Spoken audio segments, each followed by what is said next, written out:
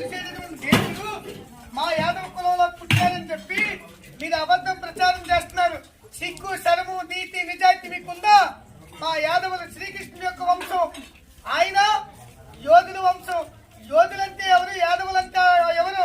కనీసం ఇంక విజ్ఞానం లేకుండా యాదవుల్ని, అమాయక ప్రజల్ని మీరు మతం మార్చడానికి ప్రయత్నం చేస్తున్నారు. గొర్రె పిల్లలు మేపితే మా యాదవులు గొర్రెలు మేపలేదు, గోవులు మేపేవారు తప్ప ఈవేళ గోవులు కొట్టుకునే స్తోమం లేదు కాబట్టి గొర్రెలు మేపుతున్నాం. అంత మాత్రం మా యాదవులు అమాయకులు కాదు. ఈ అమాయకత్వాన్ని మీరు ట్యాక్స్ చేసుకోవాలని చూస్తే కాబట్టి యాదవులందరూ కూడా రాబోయే రోజుల్లో తరిమే రోజులు వస్తాయి. దగ్గర పెట్టుకుని మా యాదవులు యోధులే. యోధులకి యాదవులకి సంబంధం లేదు. మేము గోవులు కాసేవాళ్ళు. మేము మా యొక్క వాసుడి శ్రీకృష్ణుడు గోవర్ధని గిరి చిటిగిరి వేలుపైన ఎత్తిన వాళ్ళం కాబట్టి గొర్రె పిల్లలకి మాకు సంబంధం లేదు, లేని గొర్రెలకి మాకు సంబంధం లేదు. మేము ఎప్పుడు మృగమును ఆరాధిస్తాం, శ్రీకృష్ణుడికి గుడ్డిలో పెట్టుకుంటాం. అవునా కదా? అవునా కదా?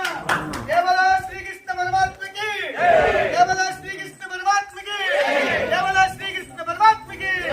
మన ఏదైతే ఈ రైవాడ ప్రాంతంలో ప్రజలందరూ కూడా ఐక్యంగా ఉంటే మన శ్రీకృష్ణుడి యొక్క గొప్పతనాన్ని ప్రతి ఒక్కరు కూడా చాటి చెప్పాలని కోరుకుంటూ హిందూ మహాసభ దక్షిణ భారతదేశం కాంగ్రెస్ సెక్రటరీగా మీ భారత మహారాజ్ ప్రేమాశలు తెలియజేస్తుంటూ గోవిందా.